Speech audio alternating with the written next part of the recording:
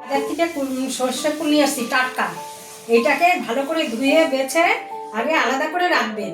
তারপরে 4-5 কোয়া রসুন, কাঁচা লঙ্কা আর কালো জিরে দিয়ে ভেজে ওটা আলাদা বাটবেন। বেটে একসঙ্গে মিক্সড করে একটু সর্ষের তেল দিয়ে মাখিয়ে খেয়ে দেখবেন। আমি এটাকে করব, আপনারা দেখতে থাকুন।